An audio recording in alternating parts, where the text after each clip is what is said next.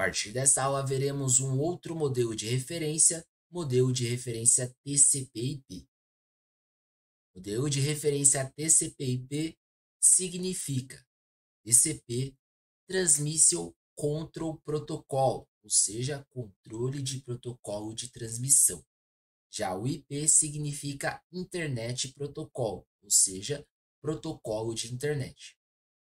Este modelo ele foi desenvolvido pelo Departamento de Defesa dos Estados Unidos, na intenção de criar uma nova rede onde as conexões continuassem funcionando, mesmo que houvessem algumas falhas em alguns dos equipamentos intermediários. O modelo de referência TCP/IP possui apenas 4 camadas, diferente do modelo OSI que vimos anteriormente, que possui 7. O nome desse modelo deve-se aos dois principais protocolos que são utilizados, no caso o protocolo TCP e o protocolo IP.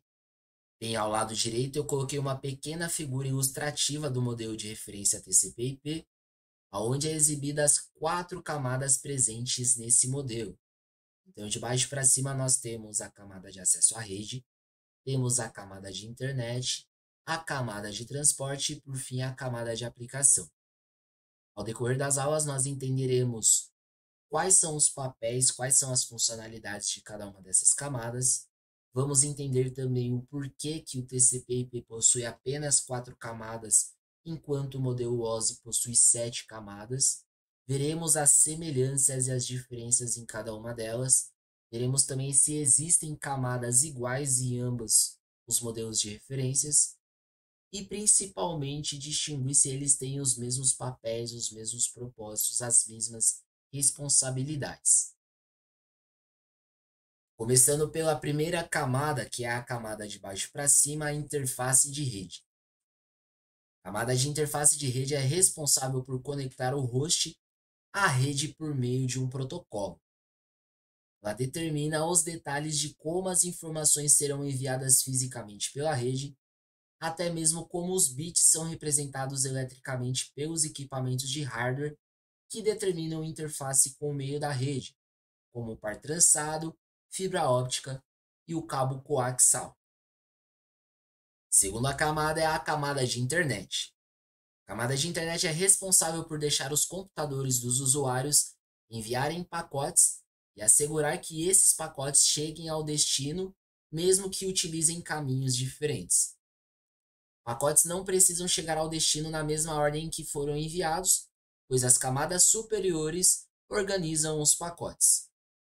Essa camada especifica o formato do pacote e o protocolo utilizado, no caso, o protocolo IP, protocolo de internet. A camada internet entrega os pacotes IP no seu destino, fazendo o roteamento dos pacotes. Devido a esses aspectos, essa camada é muito parecida com a camada de rede do modelo OSI. Já temos uma primeira percepção aqui entre ambos os modelos de referência. A terceira camada é a camada de transporte. A camada de transporte garante a comunicação entre os computadores de origem e destino, da mesma forma que a camada de transporte do modelo OSI. A camada possui 2 protocolos. O primeiro protocolo é o TCP, Protocolo de Controle de Transmissão. Esse protocolo garante a entrega dos pacotes de dados em qualquer máquina da rede. Ao enviar as informações, o TCP fragmenta os dados de entrada e encaminha-os à camada de internet. No computador receptor, o protocolo TCP recebe, verifica se as informações dentro dos pacotes estão corretas e então confirma o recebimento. Por esse motivo, o TCP é considerado um protocolo confiável. Outro protocolo que é utilizado na camada de transporte é o protocolo UDP, User Datagram Protocol. Esse protocolo também é utilizado na transferência de dados, mas não reorganiza os pacotes e nem confirma o recebimento correto dos dados, o que passa a ser feito pela aplicação. Por isso, o UDP não é considerável confiável e é utilizado apenas para transmitir dados não importantes. Por não realizar os pacotes e nem confirmar o recebimento dos dados, o UDP é mais rápido que o TCP, porque ele não precisa fazer verificações no caso. Quando a camada transporte recebe os dados passados pela camada de aplicação, ela adiciona um cabeçalho a esses dois dados. Esse cabeçalho armazena informações de controle e como um número de porta de origem, o número de porta de destino e o número de sequência e uma soma de verificação para saber se as informações foram recebidas corretamente no seu destino. O cabeçalho é removido antes dos dados serem recebidos na porta apropriada. Por fim, temos a quarta camada, a camada de aplicação. A camada de aplicação faz a comunicação entre os programas e os protocolos de transporte. Essa camada possui vários protocolos. Os mais conhecidos são o protocolo FTP, protocolo DNS, protocolo SMTP e o mais conhecido entre eles é o protocolo HTTP. Assim, quando o aplicativo de e-mail do cliente vai receber as mensagens que estão armazenadas no servidor, é feito um pedido para a camada de aplicação que utiliza os protocolos FMTP. Outra função dessa camada é adicionar o protocolo HTTP quando o endereço da página web é digitado no navegador.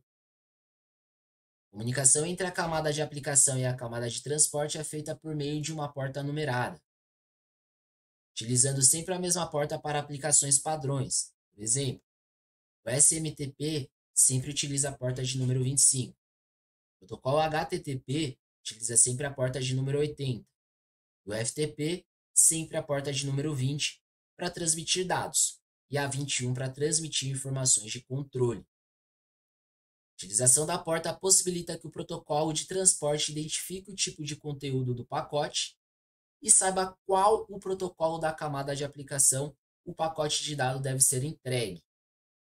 Bem, com base nas camadas que nós vimos do modelo de referência TCP/IP, apesar de ela ser menor do que o do modelo OSI, comparativos de quantidade, enquanto o modelo OSI possui 7 e o TCP/IP possui apenas 4, nós conseguimos ter a percepção de que, apesar de serem apenas 4 camadas, aparentemente elas são mais inteligentes.